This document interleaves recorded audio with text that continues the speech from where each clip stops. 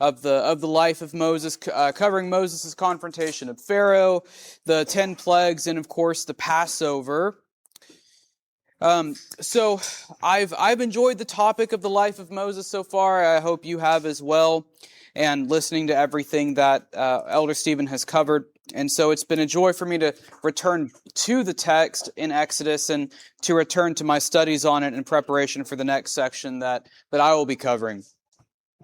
And speaking of the next section, I want to take a step back and remind everybody of our overall roadmap for this study and the section that we've broken it into. We have some new faces who may not have been around when we first started it, so just as a refresher for where we've been and where we're going, our study is called The Life of Moses, and this has 8 overall sections within it that we've kind of broken it into that kind of signify milestones in Moses' life.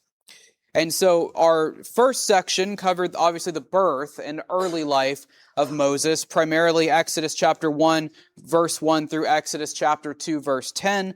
And then section 2 covered Moses' flight to Midian and his life there, and that was taken from Exodus chapter 2, verses 11 through 24. And our third section covered the burning bush and the commissioning of Moses by God, and that got us from Exodus 3 to Exodus chapter 4, verse 17.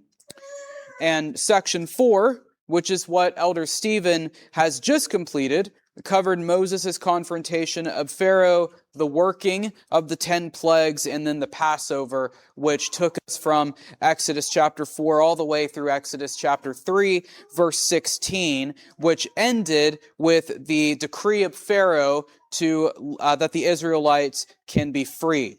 So again, it got us up. So we are now about at Exodus chapter 13, verse 16. The next section that we'll cover then, which is what I will be covering. Yes, sir. Oh, yeah, I guess we can. If we want to. I'm rusty. It's been a while. All right, well, we'll take a brief intermission, and we will read our scripture here before us, which is from Exodus chapter 12, verses 40 through 41. And we will read this together out loud. Now, the time that the sons of Israel lived in Egypt was 430 years. And it happened at the end of 430 years, to the very day that all the hosts of Yahweh went out from the land of Egypt. All right. So there we go. So now going back, so what we just read kind of tells us the roadmap ahead. So Israel has spent 430 years in captivity under Egypt. And so this next section that we're going to cover will be covering their liberation. And so what the next steps for Israel was. And this is going to take us about from Exodus chapter 13, verse 17 through Exodus chapter 18, which is right up to when Israel reaches Mount Sinai and before the provision of the law. So we're going to cover the first steps, kind of the first phase of Israel's overall wilderness journey, and up unto the giving of the law at Mount Sinai. And so that will be the scope of this fifth section. Now for today, I've titled my message, The Preparing for the Road Ahead, examining the aftermath of the plagues and the first steps of Israel's liberation. And this is because tremendous change has occurred. Tremendous change. The land of Egypt and all of its inhabitants, including Moses, Pharaoh, and the Israelites, have just gone through an extraordinarily traumatic or noteworthy series of events. Depending on which side you were on, you either had an extraordinarily traumatic series of events or noteworthy series of events, to such an extent that they will never be the same again. Consequently, I want to revisit the character development of Moses. It's been a while since we've checked in with him. And so I want to revisit the character development of Moses and then also discuss the character development of Pharaoh and Israel.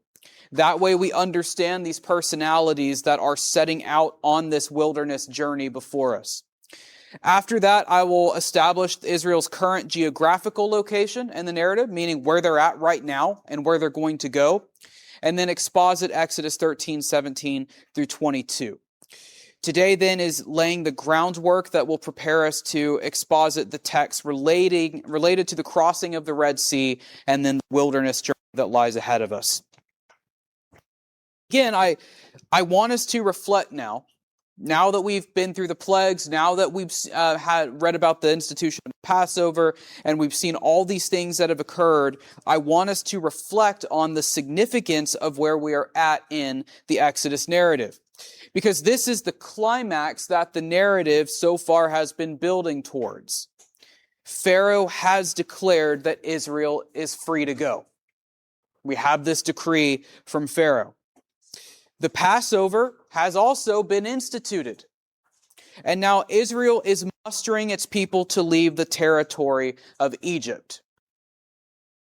A pivotal event, and indeed even the pivotal event in Israel's life, which is its exodus from Egypt. This is an enormously joyful and momentous event, the significance of which should not be lost to us. Because after years of slavery, and remember, they were here for about 430 years. Now, not all 430 years were bad, but we know that they had a rough last couple of centuries. And after years of this, after years of slavery and torture and brutality and subjugation, after years of being separated from the land of their fathers, after years of misery, after years of groaning, and after years of sweat and blood and tears, after years of watching their own children be subjugated by evil tyrants, after years of watching the Egyptians strip newborn baby boys from their mothers and throw them into the Nile, after years of having hope of a better future just blotted out from before their eyes, Israel is finally escaping Egypt. Their joy must have been just beyond description.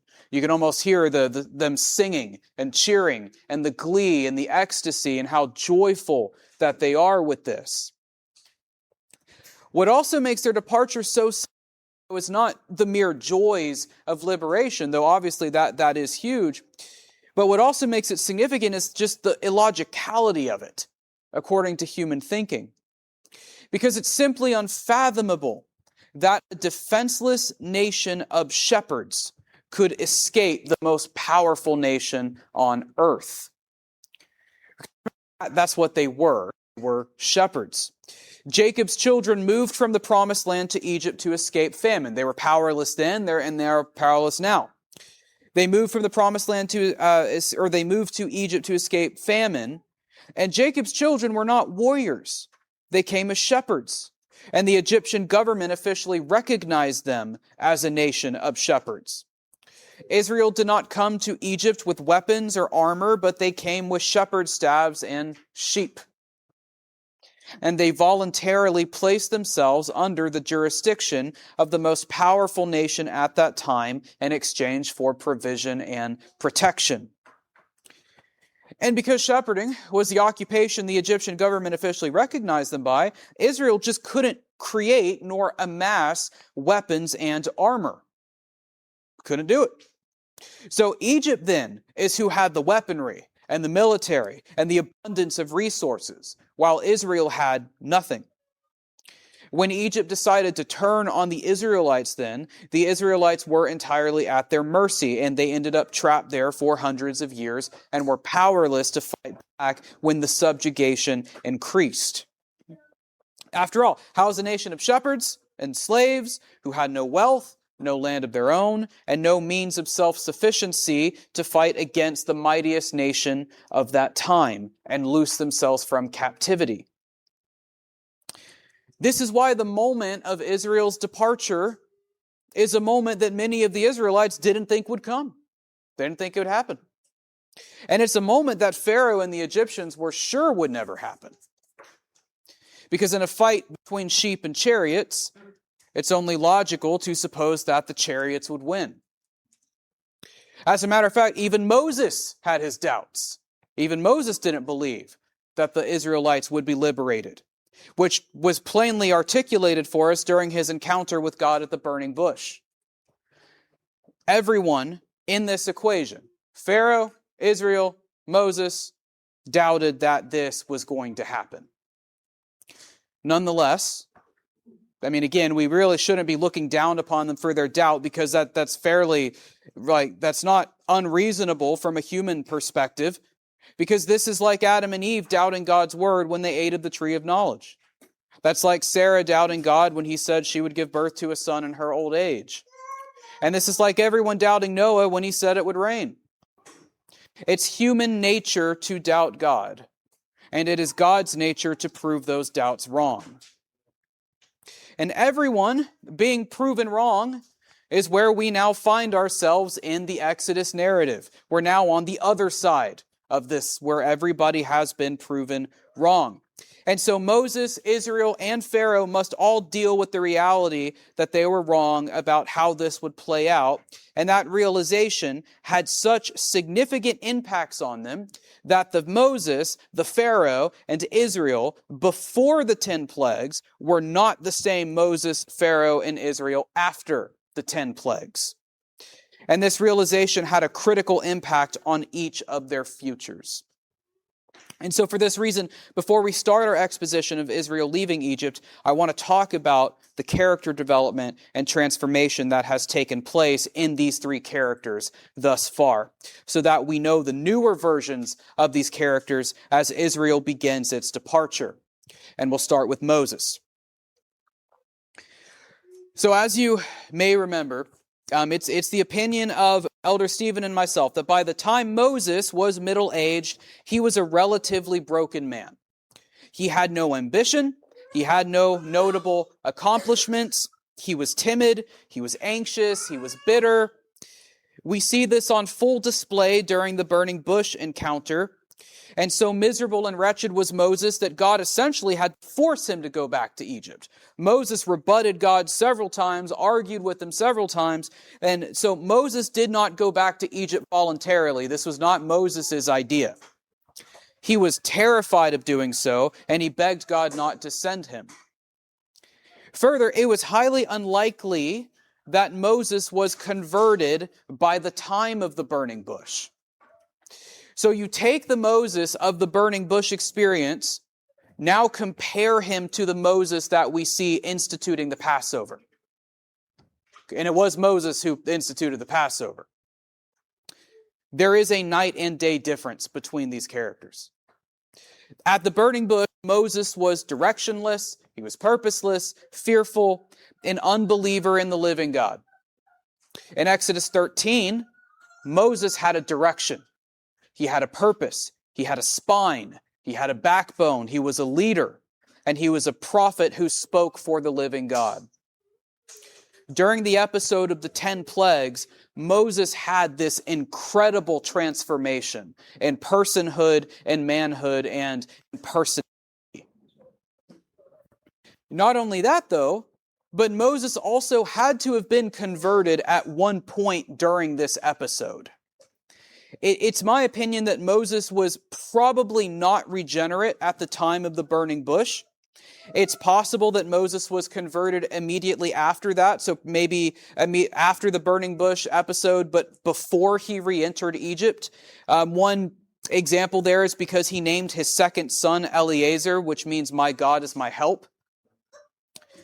But it's also likely that he was converted at one point during the administration of the 10 plagues, or if he were converted prior to re-entering Egypt, he at least had a tremendous growth and practical sanctification, meaning that he was probably converted after the burning bush, before re-entering Egypt, and then at the time he re-entered Egypt to administer the 10 plagues, he was a new convert, and so the growth in personal holiness and sanctification was extraordinary as he went through the administration of these 10 plagues. And I say this as well because we do see a progression in Moses' boldness and involvement during this period, such that Moses begins speaking to Pharaoh directly instead of Aaron doing so. Because remember, Moses was very scared of this. He did not want to talk, but we do see him actually talking to Pharaoh during the 10 plagues. And we see him kind of unfurl and grow in that boldness and that assertiveness throughout this episode. And this culminates with the institution of the Passover.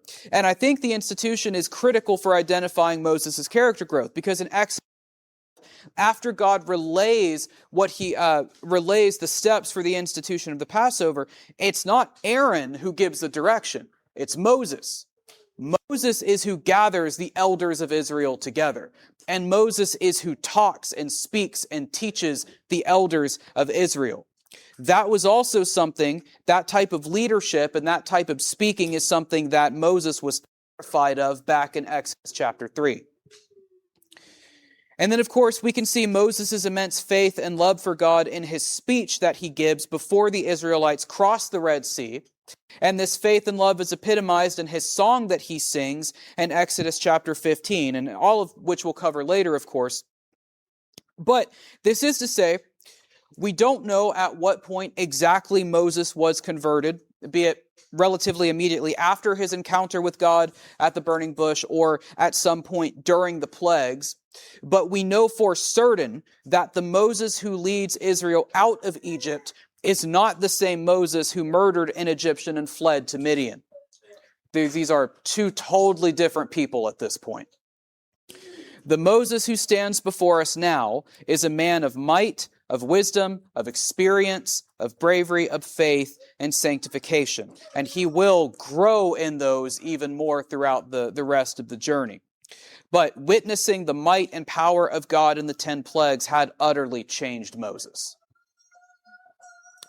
But let's talk about Pharaoh. So at the beginning of the plagues episode, Pharaoh was stubborn, he was prideful, he was pagan. At the end of the plagues episode, Pharaoh was more stubborn, more prideful, and more pagan. Yet now, Pharaoh is without a son and stands before his people as being utterly humiliated. Because remember, in the eyes of Egypt, Pharaoh was a god. This kind of thing that just happened was not ever supposed to happen to a pharaoh. Never supposed to happen to Egypt. Egypt was the chosen country of the gods. It was vastly superior to all other nations on earth, and consequently the pharaoh of that nation was vastly superior to all other kings and rulers of earth. Pharaoh was a god in the eyes of the Egyptians. And so he was supposed to be all-powerful, and he was supposed to squash anyone who threatened him or the Egyptians. The Israelites should have been nothing more than an insect upon which Pharaoh could just step and kill. But you can understand Pharaoh's absolute embarrassment then, when not only could he not flick Moses away like you do a ladybug, but Moses became a legitimate threat. Pharaoh could not even mimic the later plagues that God inflicted upon Egypt. Just couldn't do it. Yet alone protect his own people from them. And so Pharaoh's people were systematically broken down and by fire and by animals and by hail and all of these other things, until finally the utter weakness and helplessness of Pharaoh and Egypt's false gods were epitomized by God killing all of the firstborn sons of the Egyptians, including the firstborn son in Pharaoh's very own household, proving to the rest of Pharaoh's people that Pharaoh was not very special, that Pharaoh's own household was victim to this last plague. And because Egypt was a powerful nation, it was a proud nation, and no one was more prideful than Pharaoh. As such, these events were absolutely humiliating for Pharaoh, and he lost the faith and the trust of his people entirely. And he knew he would go down in the history of his nation as a powerless failure. Because Pharaoh's also thinking of his father. and his father's father, and all the other pharaohs before him. Pharaoh's a very old country. Egypt's a very old country. And so there's multiple generations who come before him, and he knows that he is going to go down in the annals of Egypt's history as a catastrophic failure for allowing all of this to happen. So Pharaoh's not just thinking in terms of the loss of resources. He's not just thinking in terms of the loss of his son. He's also thinking in terms of the loss of his people's faith in him and his people's confidence. And he's now also thinking of the absolute destruction this has had on his reputation. He will go down in history as a failure. There's numerous things that are circling in Pharaoh's mind at this point. And so, starts at the beginning of the plagues episode with everything. But the Pharaoh at the end of the plagues episode now has nothing to lose. And then last, let's discuss the change in Israel. Israel, from the beginning of the Exodus narrative, had a difficult time with Moses. Israel really didn't know what to do with the guy. They initially rejected him as one of their own, which is what we see right before he flees to Midian. And then we see them turn against Moses in Exodus 5 after Pharaoh takes away their straw to make bricks with, and they rebel against him. So they reject him, and then they say, yeah, okay, welcome back. If you're going to fight for us, sure, great. And then Pharaoh doubles their labor, and then they say, no, we don't like you again. And so you kind of go back and forth with their opinion of them. And then, however, at the end, because Israel bore witness to these plagues as well. Israel saw the power of God, and they saw Moses as the leader over all of these plagues. And so we see Israel continue to doubt God and Moses, though, indicating that despite how many times God has repeated the Abrahamic covenant, they doubt God's promise to liberate them. But after the plagues, and after the institution of the Passover, we do see changes, because we see Israel obeying God by painting their doorposts.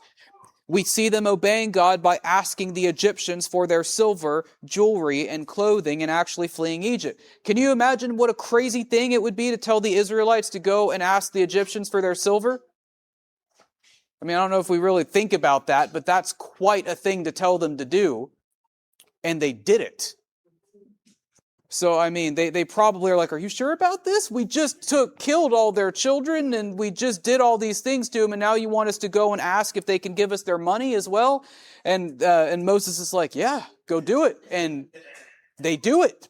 So again, though, it's showing how confident they are at this point. It's showing that they have grown in their faith, that they are now trusting Moses, that they're trusting God, that they are trusting that what God says will come to pass will actually come to pass. And we see that change in Israel. We also see the change, though, in the fact that they actually did leave Egypt, that they're actually mustering their forces, that they are now actually leaving. Instead of saying, no, we're comfortable here, we think it's going to be worse for us outside the borders, they say, no, we're going to leave. And so they do take the faith and leaving this land and setting out to go back to Canaan. Now, we don't know, of course, if this is the majority or if this is a few, as in maybe the leading majority have this type of faith, or maybe it's a few and few of the elders, etc. But regardless, we know that this was the collective decision of Israel as a nation. And so before their deliverance, Israel was miserable, distraught, and hopeless. And now for the first time in over 400 years, Israel was ecstatic, joyful, and hopeful. And then just the last piece here, I want us to remember what Elder Stephen brought out regarding the typology of the Passover and to all of its connections to the crucifixion. Right before Israel left Egypt, they had the gospel proclaimed to them in the form of the Passover. In the Passover, the Israelites were reminded of the Adamic covenant and the Abrahamic covenant. They were reminded of God's promises to restore them to the promised land, but most importantly, they were pointed to Christ, of the true Lamb who would wash away their sins. They were shown the faithfulness of God. That is what they had proclaimed to them and shown to them right before they leave. And thus it is in the context of those covenantal realities that they were now to exit Egypt, march to the promised land, and live their lives before their covenant-keeping God. So that is now the background and where we find ourselves. So now that we've discussed the character development of Moses, Pharaoh, and the Israelites, let's talk about the present state of affairs where Israel finds themselves in. So we'll talk about their current whereabouts and their population size. So now we're kind of moving to the first phase of their journey, which is them just starting out and getting ready to leave. So let's turn to Exodus 12:37, after the Israelites plundered the Egyptians. And that's Exodus chapter 12:37, and we'll stay here for just a moment. And in 12:37, we're told, the people of Israel journeyed from Ramesses to Succoth, about 600,000 men on foot, besides women and children. So according to this text, after Pharaoh gave his decree that Israel could leave, and after Israel gathered up all of their people and plundered the Egyptians, all of Israel gathered in Ramesses. Now Ramesses, and I put maps out, handouts there on the table for a visual, because as we go through this wilderness journey, knowing the geography is going to be extremely helpful as we understand the route and the encounters that they have. And on that map, it will show you where Ramesses is. It's near the northern half, north central part of Egypt. But that's where they gathered first. And Ramesses was likely a district within the nation of Egypt, such that it was larger than a standard city. So we're talking really more of a district here.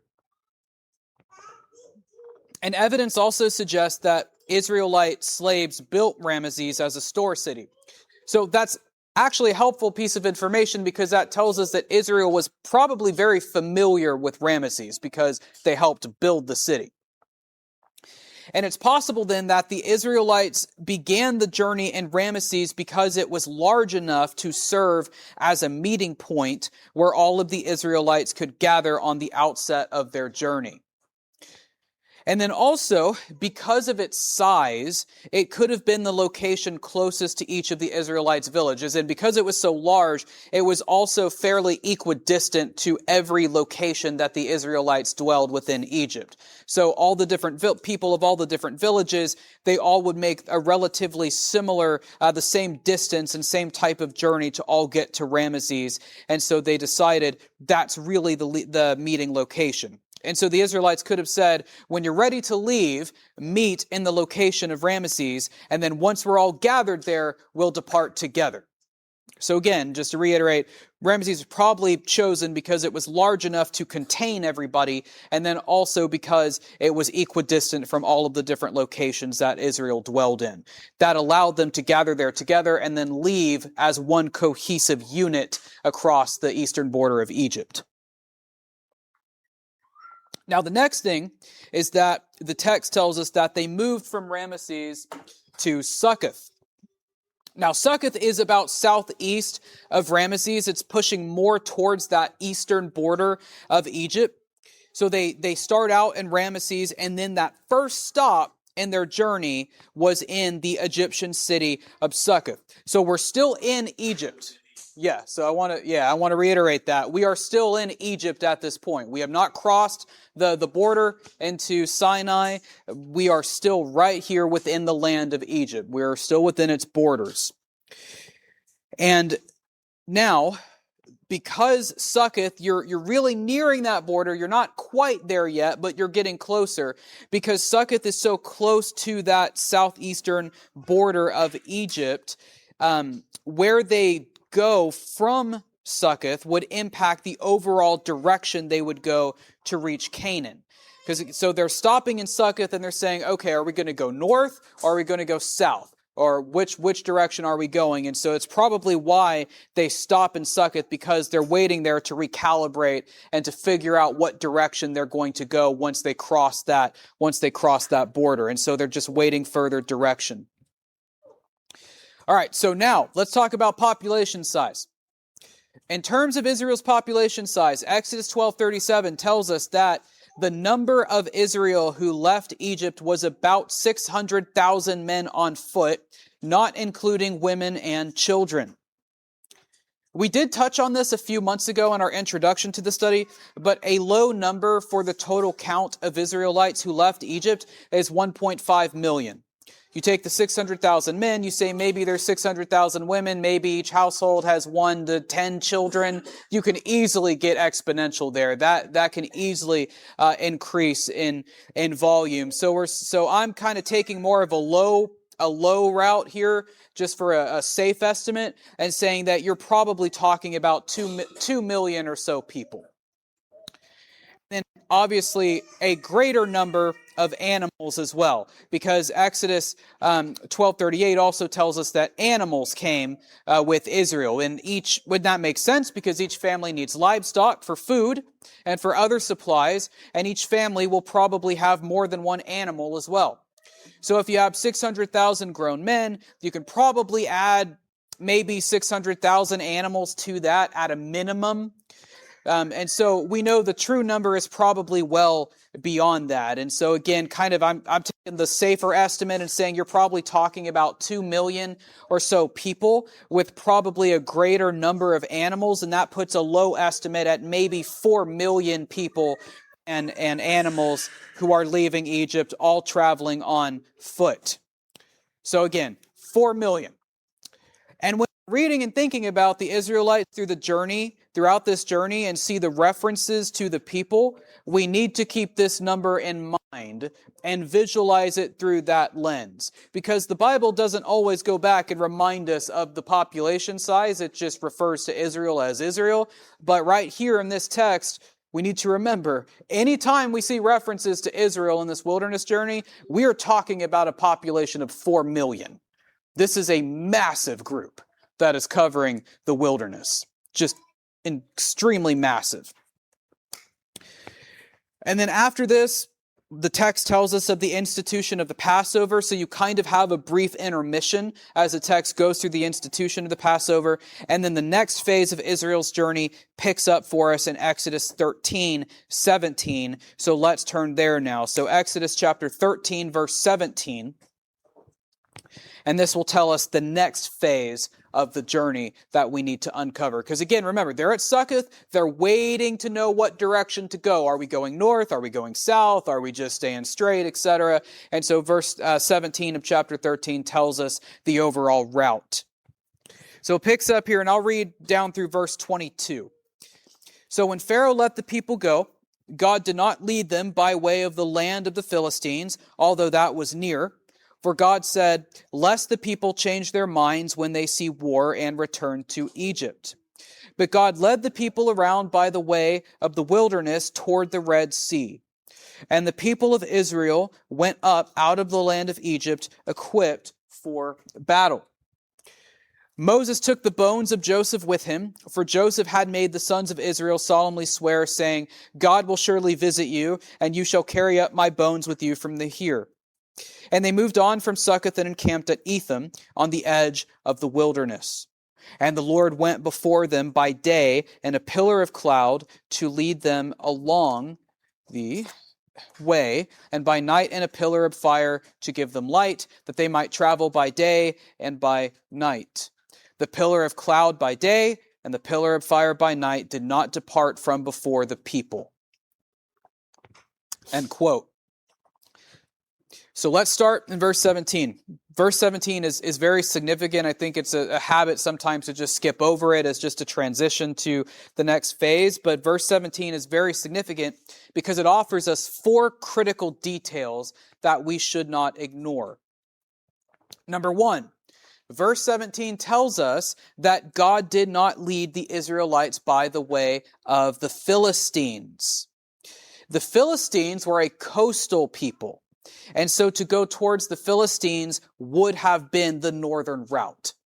That would be to travel directly north from Egypt to the northern portion of the Sinai Peninsula. The decision not to take this route would be especially noteworthy to anyone who was familiar with the geography of this time period. That's because the quickest route to Canaan at that time would have been the northern route. That would have been the way to go. Doubtless, many people during this time, Egypt and probably even the Israelites themselves, would have assumed that they would take the northern route. The efficiency of this route, though, it may not be as obvious to us, because I think maps in our Bibles, they do a great job at telling you the overall routes and geography and the continental structures, etc., but they don't do a great job at showing the actual terrain of the area. And that's something that I think is misleading in some of the biblical maps that we have in most of the backs of our Bibles. And so it's not always obvious why the northern route is more efficient here. So I want to talk about the topography of the Sinai Peninsula. So the Sinai Peninsula, that's again where the Israelites are headed to. They have to go through Sinai to get to Canaan. So this can be divided into three topographical areas. You have the northern area, the central area, and you have the southern area. The northern area is coastal because it borders the Mediterranean Sea, and it has flat coastal plains. The northern area, of course, is beautiful. It's great. It's wonderful. You have a nice sea breeze. It's flat. You have a nice trail. It's great. Very nice scenic route to get to Canaan. The central route, though, is full of high plateaus. The central Sinai is very hilly. It's not a place that you really want to take 4 million people and animals. You're dealing with a lot of, like I said, a lot of hills, a lot of climbing. The southern area, however, is mountainous and full of volcanic rocks. And the Red Sea also interrupts passage through that area, as you can see on the map. And so the northern route was the favored route for trade, because travel would not be interrupted by mountains or topographical impediments. And indeed, at this time, there was a trade route there called the Via Maris that existed during this time that was used both for trade and as a military highway. This was the route that the Egyptians would use for military conquest. It was the route that other armies would use. It was the route that was used for trade to and from Egypt, the Philistines, etc. That was the route people would use to get to Canaan, and it was the most significant route for commerce and warfare in the Fertile Crescent. Because of that, going north would have made quite a bit of sense.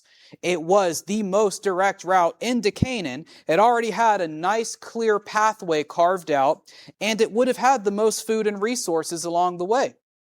And you wouldn't really have gotten lost either, because again, you have a path that's cleared out. You have a legitimate travel route. The problem, though, is that this route was a trade and military route.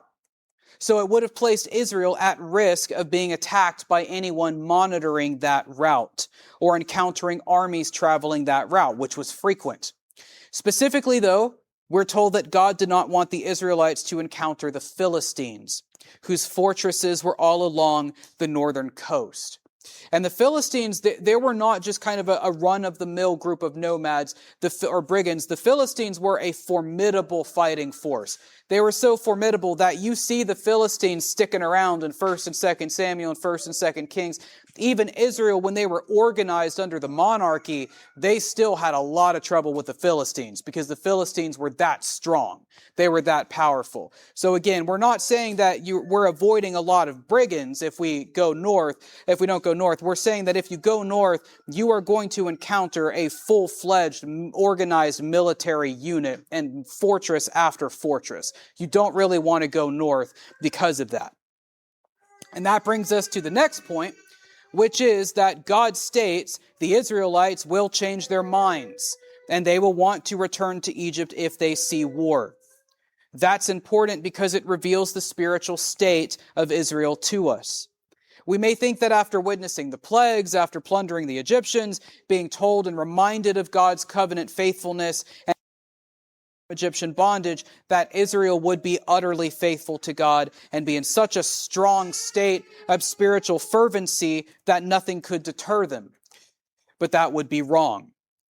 Because despite everything that Israel had just witnessed and experienced, their hearts and souls and minds were still immensely fickle. And all it would take is the sight of one army or battle, and they would want to run back to Egypt. And then thirdly, this indicates to us the compassion of God. God did care for the emotions of his people, and he did not want to needlessly frighten them. We know that the southern route that they end up taking, they do still encounter armies. They do still encounter battles. We understand that. But instead of forcing them to face off against a formidable fighting force along the northern coast, God chose to take his people down a route that would be easier for their fickle hearts and souls. So as verse 18 tells us, God took them south, to the route of the Red Sea. And again, we know that Israel still faced difficulties going the southern direction, but if they had gone north, they would have encountered more difficulties. They would have encountered fortress after fortress and army after army, rather than merely endless wilderness. So if you go north, the main issue is armies. If you go south, the main issue is wilderness. And so they opted for the wilderness route. And then last, this tells us of the militaristic capabilities of Israel at this time. This reinforces for us that Israel was not a nation of warriors who were ready to face an opposing nation in arms. They were, again, shepherds, laborers. They were probably still weak, malnourished. They didn't have time to spend in the gym. They didn't have supplements and protein powders. They didn't have all of these organized tacticians explaining to them the art of warfare. They didn't have any of that. They didn't have weapons. They didn't have armor. They weren't ready. They were not yet like the Israel of the books of Joshua or Samuel or Kings, who could handle themselves in organized warfare. At this stage in Israel's history, Israel was defenseless, and they were helpless, and they were entirely dependent on God. I do want to point out, though, when we read verse 18, it seems to contradict the point that Israel is comprised of shepherds and not warriors, because verse 18, at least in the ESV, tells us that Israel went up out of the land equipped for battle. I don't think that's a proper translation of the Hebrew, which we could probably deduce given what we just read in verse 17 about Israel being afraid of war. Verse 17 tells us that they're not ready for battle, and then verse 18 tells us that they're equipped for battle. So there's a seeming contradiction there. And again, that's why I'm saying the way to reconcile that is really by understanding that it's not a proper translation of the Hebrew.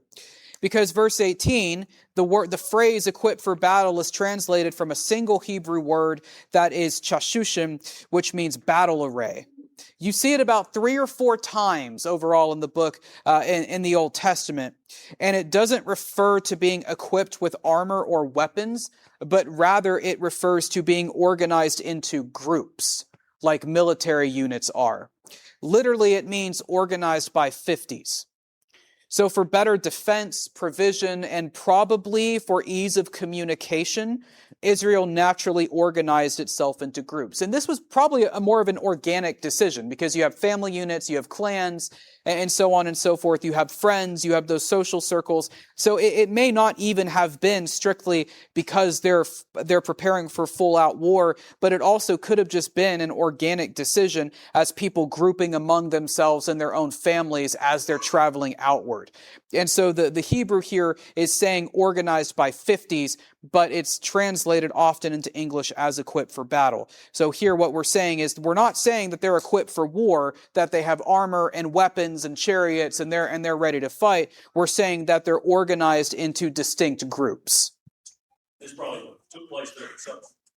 Yes. The first stop, Moses passed the word or something, and you said arbitrarily they broke up those.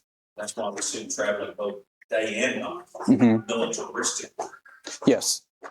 Yeah, and I think that the communication piece there is also significant, because how do you communicate with over 2 million people? the natural way is groups. So fathers probably started taking the head of communication. It would get passed down to one. He would pass down to his family, and then so on. And then you have all of those. And so it makes sense for ease of communication for the elders, for the fathers, for the patriarchs, who what have you, for the heads of their clans to all group together so that they can pass Moses' words alongside so they would know what direction they're heading up ahead. And then, of course, verse 19 tells us that Moses carried the bones of Joseph with him, which reminds us that Israel did not forget the promise God gave to Joseph, despite what their prior actions may have indicated. Verse 19, I'm not going to talk about it a whole lot, but it is something I think we ought to think about, which is just the fact that Israel did not forget the Abrahamic covenant because they didn't get rid of Joseph's bones.